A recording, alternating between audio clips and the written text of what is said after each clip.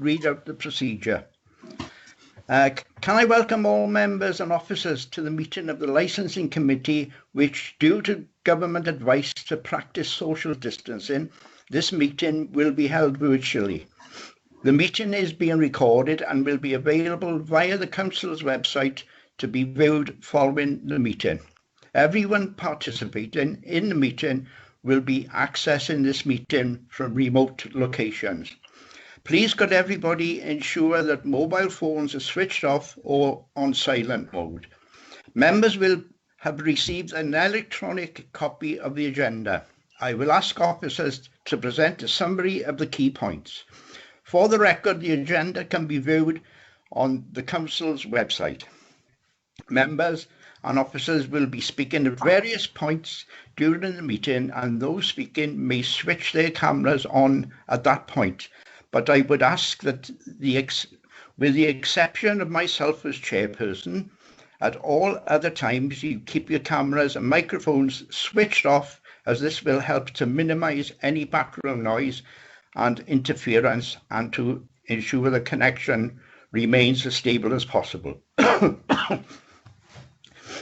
If any members and officers wish to raise a point or question, they should use the instant messaging IM icon in the bottom left of the Skype window and simply type speak, and I will come to you in order I receive the request. Please do not use your microphone until I invite you to do so. In the event that the committee requires to vote on any item of business before it at the meeting, I will announce that the members of the committee have 20 seconds to vote by typing for, against or abstain in the instant messaging icon. I will then ask Democratic Services to announce the decision of the committee. Officers from Democratic Services will be supporting the meeting and will be monitoring the use of the microphones throughout the meeting, and where necessary will mute those not being used. Before we formally commence, I will now ask the officer from Democratic Services to announce the names of the councillors in attendance at this meeting. I would also ask the officers to introduce themselves as and when I invite them to speak during the course of the meeting. They too should ensure microphones and cameras are switched off when not in use. Over to you, Mark. Thank you, Chair. Members today are Councillor Altaf Hussain, Councillor Aniel Pachella, Councillor David Lewis as Chair, Councillor Janice Lewis, Councillor Mike Kearn, Cllr Pam Davies, Councillor Richard Collins, Councillor Malcolm James, Councillor Tom Beedle. Officers are Andrea Lee, the legal officer, myself, Mark Galvin, taking the minutes, Kirsty Evans from licensing, Mike Pitman, who will be dealing just with the electronics, Sharon Jones from licensing, Yvonne Witchell from licensing, and I think that's it, Chair. Thank you. With that, we go into the agenda. Item 1, apologies for absence. Councillor Brian Jones, Chair. Okay, and I also had one of Councillor Gary Thomas. Item 2, declarations of interest. Are there any declarations of interest? If any member of the has an interest, then please speak into your chat box. Malcolm James. No. Oh. I have no declarations of interest, Chair. Okay, thank you. With that, we go into item 3, application to license private hire vehicle. I will now hand you over to Yvonne.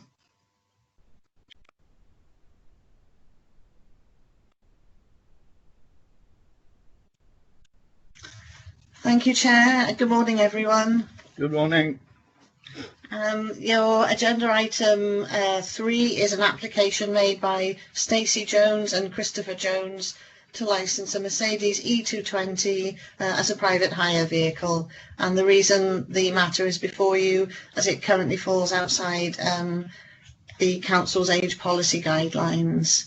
In your report at paragraph 4.3, you can see that the vehicle has been inspected by a licensing enforcement officer, obviously given the exceptional circumstances that we find ourselves in at the moment.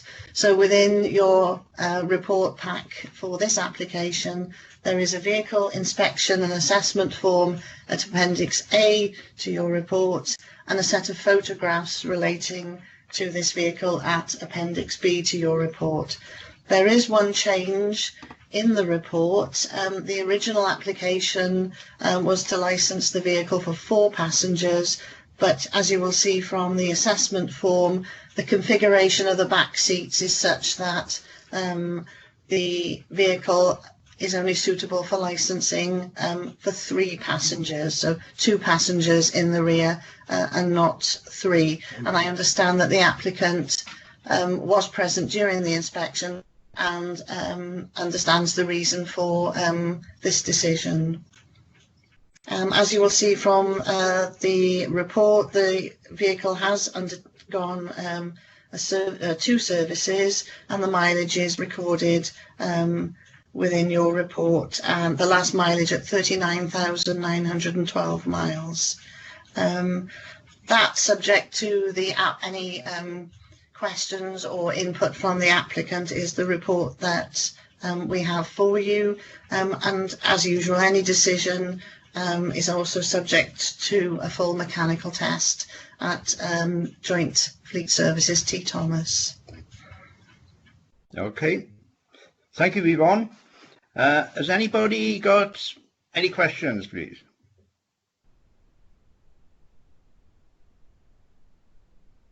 No?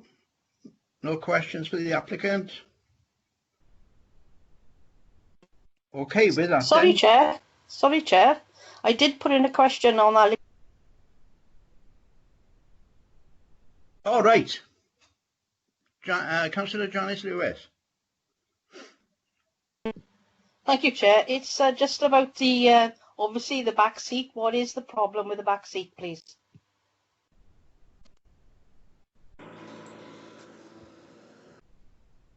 Sorry, did anybody hear? Yes, Councillor. I can hear Sorry. you. There are 2. You've got the 2 rear seats, but you've got them in most cars. Also, there's a middle seat. Right. Okay. However, that is not it's not big enough to take an additional, or comfortable enough to take an additional passenger. But this is a high-end vehicle, and that's quite common for the rear seat configuration. Perhaps the applicant. I don't know if the applicant is available to. Yeah, I'm here. Councillor Altaf Hussain. Hello.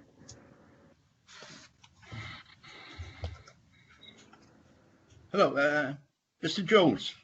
Yes, I'm here. No, I thought I can see no seat belt for the middle seat, so that might have been the No, purpose there's of not 3 giving. seat belts, and the seat measures 54 inches across, Yeah, where the council standard is 16 inches per passenger. yeah. There's already 3 or 4 of these vehicles being plated by the council as 4-seaters.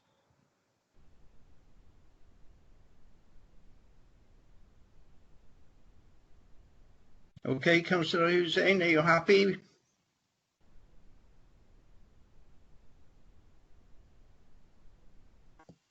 Councillor Tom Beedle. Yeah, thank you, Chair. I probably started my video. I'd be interested to know when Mr. Jones became the owner of this vehicle, because looking at the mileage between March and October, there's some 15,000 miles. So that's a little bit more than average usage when you're doing 2,000 miles a month. So that I want to know when he acquired the vehicle and what usage did it have during that period. Over to you, Mr. Jones. Hi, I acquired the vehicle at the beginning of this month. The vehicle was brought in on 43,000 miles, and the last recorded service history was 39,000 last October, and it's been serviced by the company I also bought it from on 43,000. Yeah, thank you, Chair. That's the answer I wanted. Okay. No more questions. In that case, we will now adjourn to make the decision and reconvene once the decision is made. Thank you. Can I be a pain here? Oh, yeah, yeah. There's other vehicles of this particular type already licensed by the council as 4-seaters. Okay, yes, be aware of that. Okay. Thank you. Thank you. Thank you, everyone.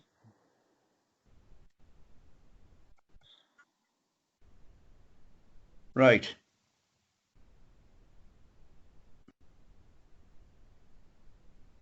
Okay, we need to make a decision on it. Can I stop you there? 1 minute, Chair. Let me just check that everybody is left that's supposed to leave. Right, Mark's showing is still present.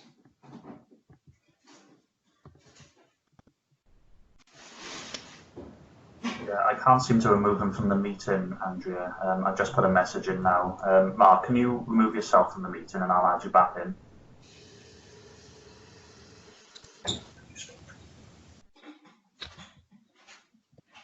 There we are, he's gone now. Yeah, everyone's here who's supposed to be here now, so you can proceed to make your decision. Okay. Any comments, anybody?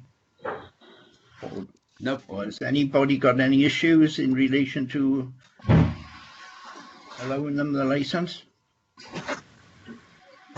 No. No. You can see by looking at the photographs that, it definitely is only 4 seats and not 5. Including driver. Including the driver, yeah. That's important, yeah. Yeah. So does everybody agree that we... Fine. Yeah, I agree, Chair. Yeah. No Yeah, problem. no problem. I agree. I agree. Yes, I agree also. Yeah, I agree. I agree also. And I, Chair. Okay. Okay, so unanimous decision, Chair. So if you when we call the applicant back in, if you want to announce that you've considered the application and have decided to grant it because of the exceptional condition of the vehicle. Yeah. Okay. Mike, can you invite everyone back into the meeting then, please?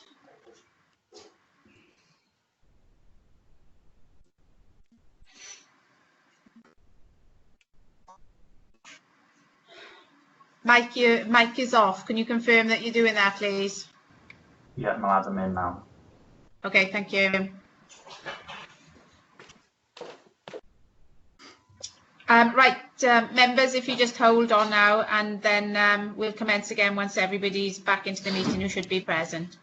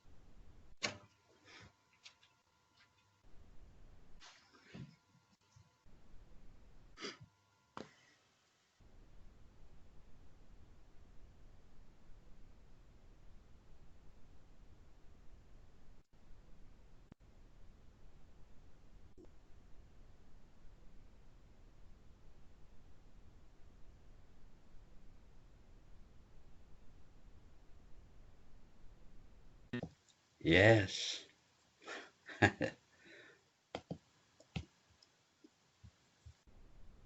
Right, Chair, the applicant is now present.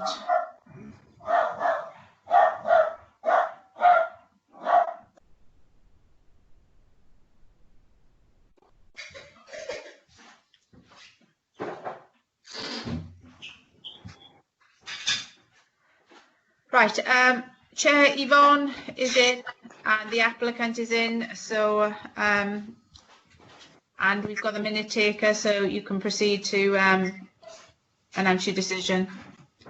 Thank you. Mr. Jones, we've discussed it and come to the decision that we grant you the licence because of the exceptional condition that the car is in. Thank you very much. Okay, thank you. Thank you. Thank you, everyone. With that, we go into application to license private hire vehicle G&S Travel. Over to you. Can you just hold, Chair? I don't think that we've got an applicant in for that yet. Sharon, can you tell us the status of that applicant, please? Sharon, your microphone's off. Can you tell us what if the applicant's attending? I'm just ringing him now to join the meeting. Okay, thank you. So can you hold then, Chair, till the applicant joins? Yeah.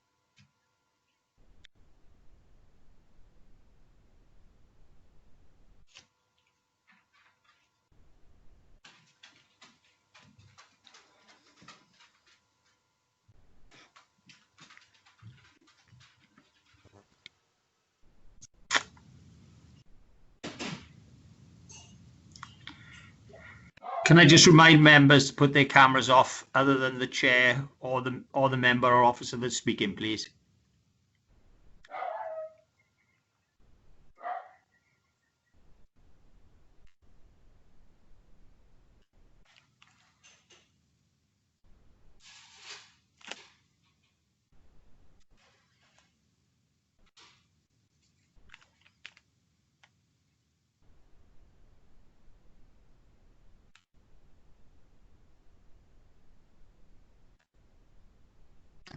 Right, Chair, we have the applicant present now.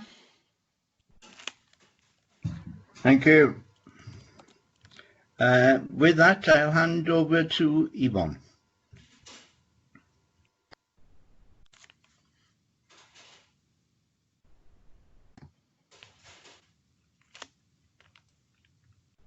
Okay, Yvonne is present, Chair. Yvonne? Yes. Right, it's over to you. Okay, thank you. The next application has been made by G&S Travel to license a Mercedes Vito as a private hire vehicle to seat 7 persons. This application is not, the vehicle is not wheelchair accessible and it falls outside the current age policy guidelines. A service report has been provided with the application. It's for the 17th of March 2020 with a mileage recorded at 20,074 miles. Again, a licensing enforcement officer has carried out a vehicle assessment and completed that at Appendix A of your report. Then there is a set of photographs at Appendix B of the report. That's the application for this particular vehicle. I don't know if the applicant has any further information he wishes to put for you, or you have any further questions. Okay. Any councillors got any questions, please, for the applicant?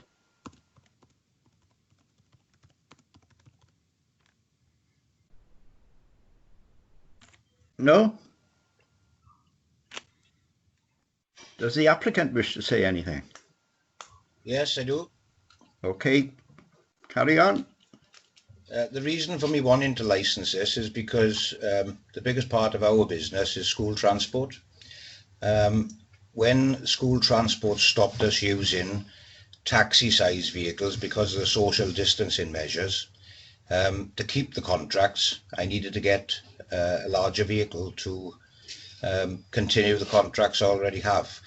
I've been able to use, to cover them, 16-seaters, but it's not cost effective when I could use a smaller vehicle like a 7-seater that I would have used a taxi for.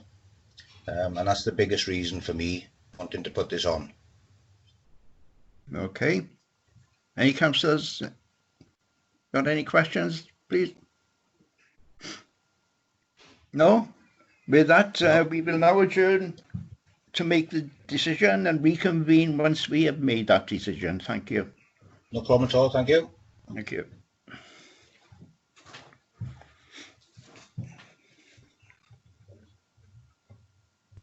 Right, Chair, I'll tell you when everyone's left who's supposed to be. Yeah. Everyone's out now. That's it, yeah. That's it, yeah. Everybody, it's only councillors and me and the video operator present. Yeah. Right, councillors, any issues? Or all in agreement, whatever? In agreement? I'm fine. Yeah, no problem, David. No problem, yeah. I have no problem, Chair, thank you. No, I have no problem either. No, me. Okay. So we grant the licence? Yes, Okay, indeed. you can make the same announcement then when the everybody's back into the meeting. I'll tell you when that is, Chair. So, Mike, can you call everyone back, please? Yeah, doing it now. Thank you. Applaud his initiative, Chair.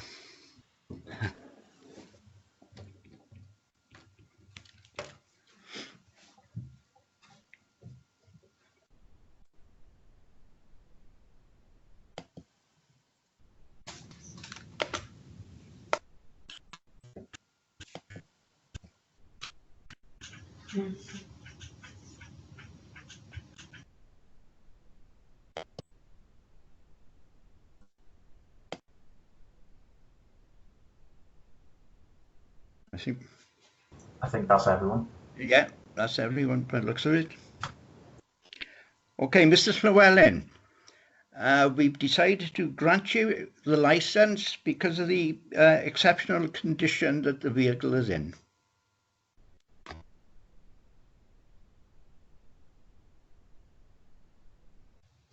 Hello? Hello. Oh, that's great, thank you very much. Okay, no problem. Thank you. Thank you.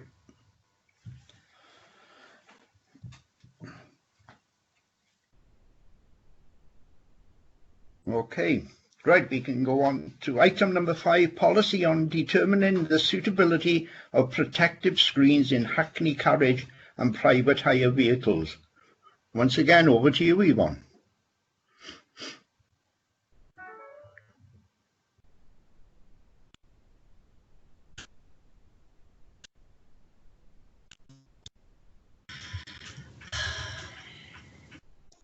Thank you, Chair. Kirsty was due to present this report to you. I understand she's having some difficulties joining the meeting. Can an officer from Democratic confirm everything's okay, please? She's showing us present. Kirsty, are you there? I'm here. Can you hear me? Yes. Everything okay? Right. Can you present us with the policy, please, Kirsty? Okay, thank you, Chair. Kirsty, can I just stop? Your camera's not on. Is it not? Okay. No. Yeah, there we go. Yeah. Okay. Hello, everyone. So the report that we've got here is to consider the adoption and publication on a policy on temporary screens in taxis and private hire vehicles following a short consultation with the trade. So the reason that we brought this report to you today is because we've had a number of requests from the trade urging the licensing department to consider greater in-car safety measures to guard against COVID-19. So currently, in accordance with their licence conditions for Bregend, licensees of taxis and private hire vehicles must first gain approval from the licensing authority before they can put a screen in their vehicle. So I think it's understandable that licence holders want to protect, want to put measures in place in order to protect themselves from the transmission of COVID-19. However, it is important to note that this must not impact the safety or integrity of the vehicle. So currently there is no evidence available that demonstrates partitions in vehicles do reduce the risk of transmission of COVID-19, because essentially what they don't provide a fully sealed compartment which fully separates the driver and the passenger. So with that said, whilst it is possible that it may reduce the risk of infection, the risk would never entirely be eliminated by this method. So there are various different types of screens on the market.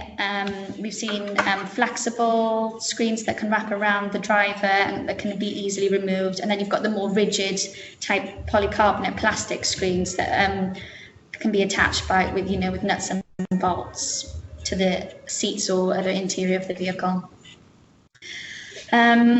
So there is the potential for these screens installed to affect the safety integrity of the vehicle, and the main areas of concerns for officers has been the potential for the screens to adversely affect the side airbag operation of the vehicle.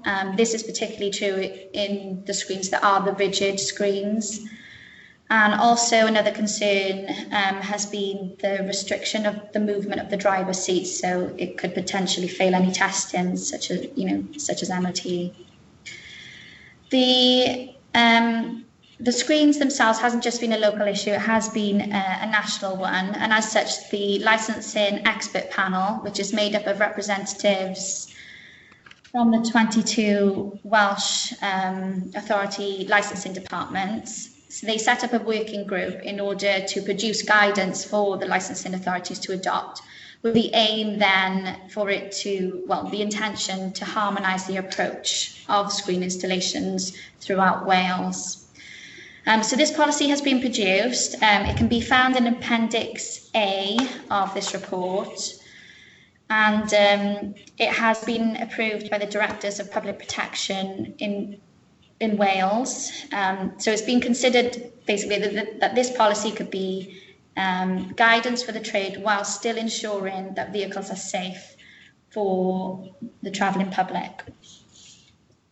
A short consultation was done with the policy with the trade. We've had one response received, which is from Valley Cars, who advised that currently they're not looking to install screens in their vehicles. If I can direct you to Appendix A of the report, which is the policy itself, if I briefly run through it. So firstly, we've got the summary of the report, which states that conditions of the current license require any modifications to be approved by the licensing authority. And it then goes on to detail that they should follow the procedure within the report. So then you've got the introduction of the policy. Point 8 states that the licensing team appreciates anything which helps protect drivers and passengers from the spread of coronavirus. and it's to be welcomed, but it's important that the installation of any aftermarket equipment is safe and doesn't introduce new and any unintended safety hazards. So it goes on then, following comprehensive safety testing, vehicles will have achieved European whole vehicle type approval, and any change in or adding to the interior of the vehicle can potentially affect this type approval. Additionally, bad fitted, inappropriately constructed units or products made using unsafe materials could have a catastrophic impact in the event of a vehicle being involved in a road traffic accident. The council is aware that there are companies advertising installations that advertise that they're fully risk assessed, which do not conform to legal requirements. So then what we're advising then is that drivers are advised to obtain independent confirmation from vehicle manufacturers, MIRA or comparable body, their insurer, before they go ahead and install the screen, because it's an expense and it may not be compliant and it may be unsafe. So then the policy sets out the general requirements and states that it's the decision of each individual driver, proprietor or operator to install a screen, and they should carry out their own risk assessment. And then it goes on to state the minimum requirements that need to be satisfied in order for a screen to be approved. For example, if I name a few, point A, the device must be purpose-built to the safety screen within a vehicle and must be suitable for that specific make and model. B, it must not wrap around the driver's seat and create partition between the two front seats in addition to the rear cabin. C, the installation and design must not adversely influence or interfere with the structural integrity or driver and passenger safety system. So this includes things like the airbags. And finally, if I just make point D, screens must be professionally and securely fitted and maintained in accordance with the manufacturer's specifications and recommendations.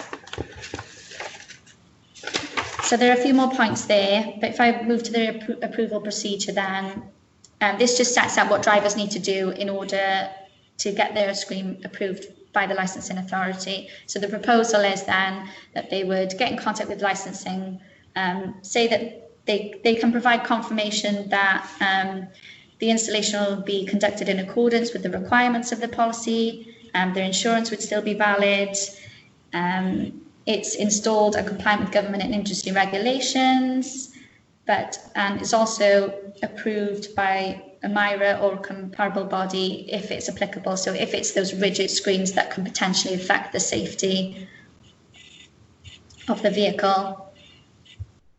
And also, they would have to remove this screen in less than 21 days after the government declares an end to the social distancing. So that's the policy. If I go back to report, so what we're recommending is that the committee adopt the policy as detailed in Appendix A with an immediate implementation date, and also to delegate the decision to approve a screen in use for vehicles to the Chief Officer of Legal, HR and Regulatory Services. Thank you, Chair. If there's any questions. Okay, thank you very much, Kirsty. Any questions, please? Yeah, I have, Chair. Okay. Kirsty, you say Valley cars are not installing any protection at all. Have we got any power to enforce the protective? To enforce the screens? Yeah. So currently there's no evidence available that suggests that the screens actually do reduce the risk of transmission.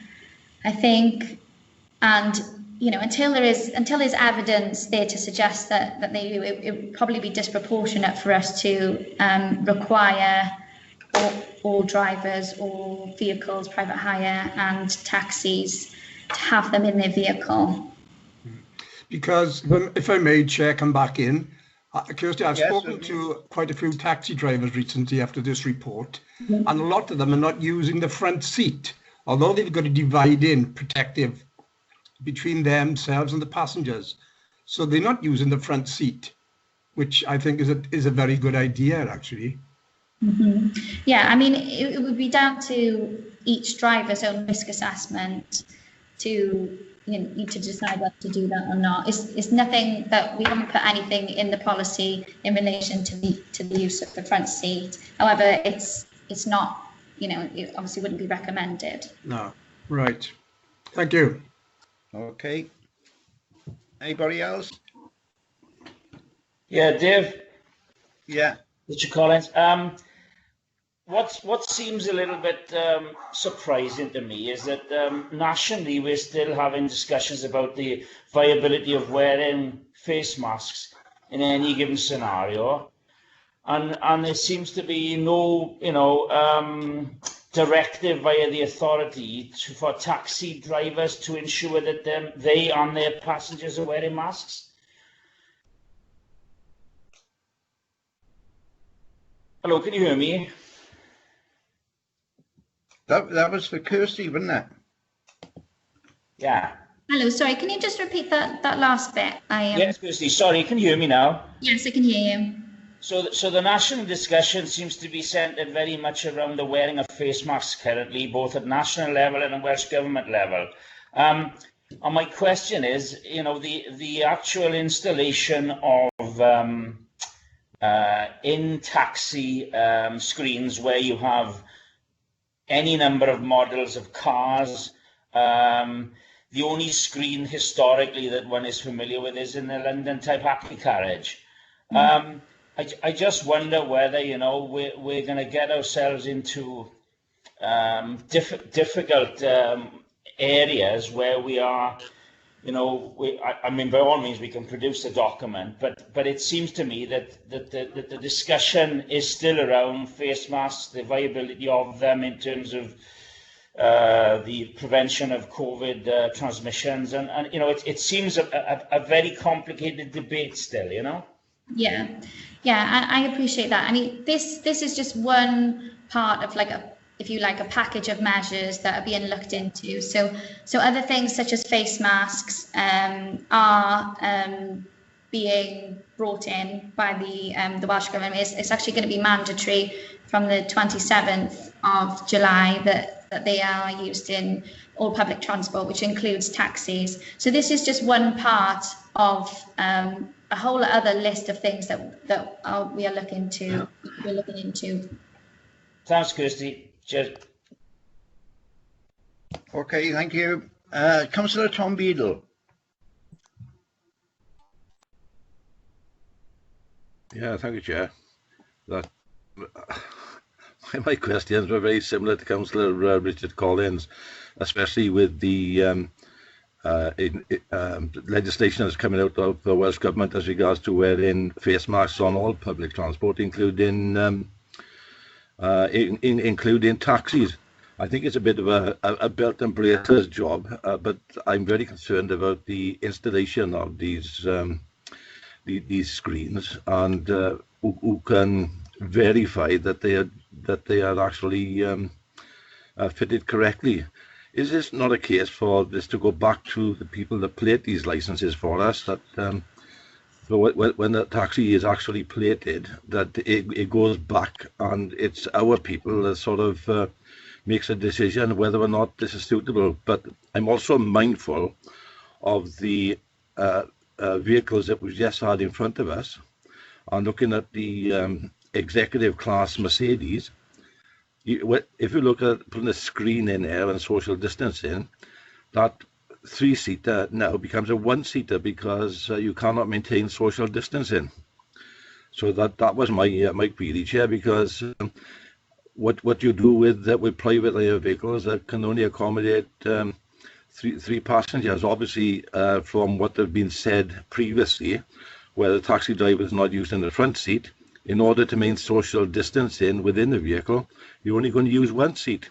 And it is a difficult exercise for an operator to fit a screen in his vehicle where he's only going to have one passenger, and that one passenger is going to wear a face mask. So that I just wonder where we're going with this, because it is quite a complicated issue. Yeah, and the thing is, basically, to do the 2 meters, you've got to have somebody sitting diagonally behind you, and that's about it. Nobody else. Shall I answer? Yeah. Yeah. Okay. Yeah. I mean, well, what the policy, a working group was put together by the licensing expert panel, and all of these things have been considered in terms of, the safety of the screens. Our policy is requiring that anything that is rigid, that can potentially affect the safety and integrity of the vehicle, they have to demonstrate certain things for us in order for us to approve the screen initially. So, for example, if I refer to the policy, it must be installed and is compliant with government and industry regulations, must not compromise the safety of the vehicle, and is approved by MIRA if, for example, it is one of those rigid screens that can affect the safety. And other things then, it must not affect the type approval of the vehicle. So we might not be able to inspect the vehicles ourselves, but we're getting the confirmation before we approve. We're not letting these vehicles go past our approval without this confirmation in place. Well, that's the proposal anyway. Good. Thank you, Kirsty. Thanks. Do you wish to come back, Councillor Beedle? No, Chair, I think that would answer it, but I still think it's a complicated affair. But I'm also concerned about the endorsing the wearing the seatbelts, because if you've got a rigid screen in front of or behind the driver and the passenger, it's ensuring that rear seat passengers are actually made to wear a seatbelt, because in the event of a road traffic accident, then there's a 100% chance that the passenger is going to be injured. So it is about endorsing the wearing the seatbelts.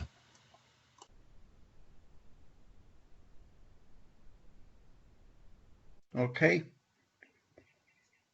With that, Cllr Pam Davies.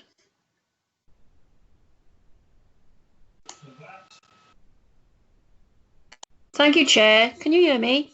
Yes. Yeah, okay. A couple of things. I wonder with the screens why someone hasn't involved the police, because a couple of years ago they had the clear plastic screens on the Focuses and also the Escorts to stop, obviously, people that had been arrested in the back seat getting to the driver or the police in the front. That's the first thing.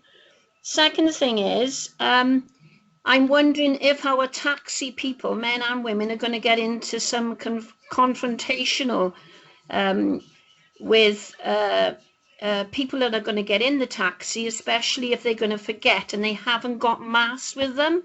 And it's quite easy, and especially now that the bars, etc. are open, if they've got a few drinks, then it could be worse. As regards rear seat belts, anybody over 14 is responsible for themselves to put a seat belt on. It's not for the driver to tell them. Under that age, then obviously you have to be responsible for making sure that young adults and children put seat belts on. But over that age, then you are responsible as an individual. Everybody knows the law by now. It came in, I think, in the 70s. So they are responsible, not the driver. I'm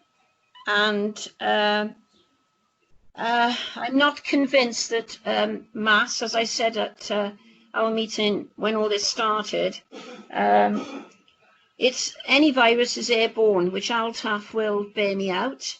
And I know when we had a meningitis scare in Cardiff, and I had to go and see the professor on barrier nursing for the sake of our men and women on the ambulance service. And he said, my dear, you can walk into Boots the chemist and get meningitis. It's airborne. This is a virus. Viruses are airborne. I know it's more, it seems to be more critical because we haven't got any inoculations or anything yet, or any vaccines for it. But you're still breathing out air, you're still breathing in air. So how much of a barrier that's going to result in, I don't know. And when Tom said about 2 people or social distance in the back, very often you'll find it's not strangers that are getting in the taxi together, it's people out shopping, so it's from the same family. And the Welsh Assembly government has relaxed the laws on going into relatives' homes, etc. We haven't got to sit in the garden, you know, and be from there and there. It's other people we need to worry about. But if you're in the taxi with, you're going shopping with, say, a husband or a child or whatever, you're still getting in the taxi. So I don't think that 6-foot rule, or they say 2 supermarket trolleys, is going to come into that. They'll probably be from the same family. They won't be strangers getting in the same taxi. Thank you, Chair. Thank you, Councillor Davies. Councillor Hussain, please.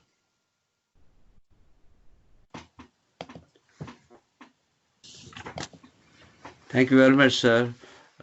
Just a point, really. Pam said very well whatever she said, really. But times are hard, and we don't know. We need to really do everything to prevent a second, wave of these deaths and the virus. So I think nothing is evidence-based. So we need to accept these small gestures, wherever they are coming from, which are going to reduce the source of infection and the cross-infection. So I think it's very important. And we have seen so many deaths in public transport and in taxis in London, whether they were from ethnic minorities or otherwise. It is there, and it is there. And you can see now they're coming up with that this virus is staying for a longer time within confined zones. So again, you know, we don't know how we are going to tackle and what is going to come out, but we should do everything in our capabilities to prevent this second wave of this virus, and we should, I think we should go ahead with it. Thank you. Thank you, Councillor Hussain. Councillor Kearn, please. Kearn, sorry.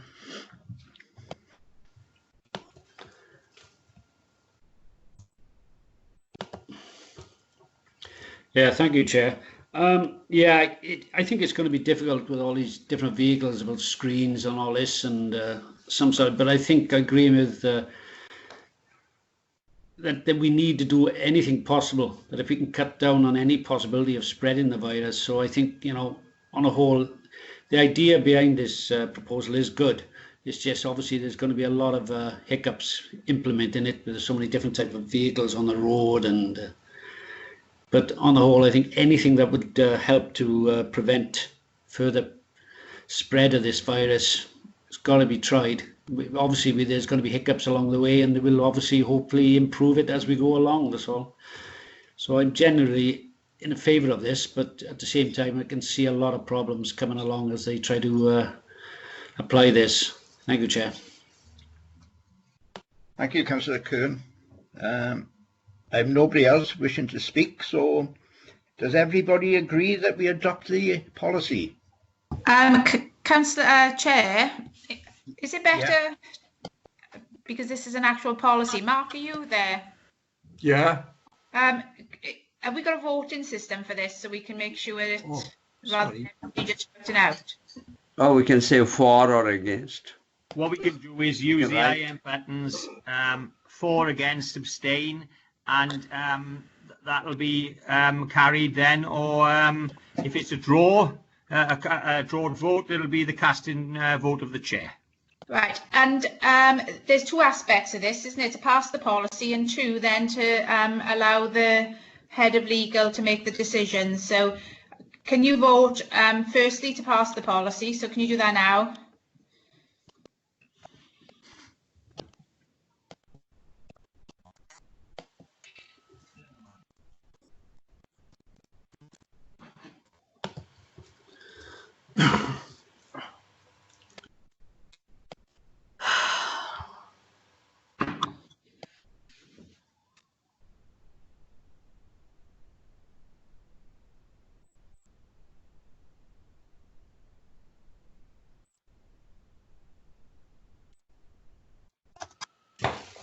Is that it, Mark? Oh, no.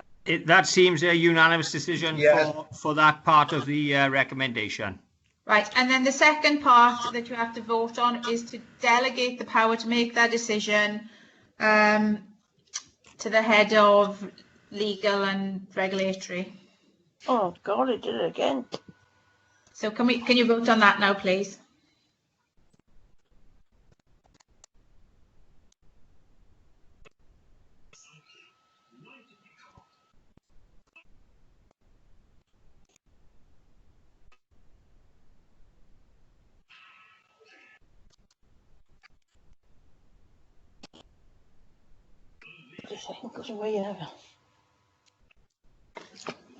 That seems to be carried as well. We have one vote against, which is Councillor Pachella. Okay, so that concludes that part of the business then. The policy's passed and the committee has delegated the powers to make those decisions to the officer recommended. Okay. Thank you very much. And that brings the meeting to a close, Chair, if you want to make the announcements. No, well, urgent items, but there are no urgent items. So with that, I close the meeting. Thank you, Chair. Thank you, Chair.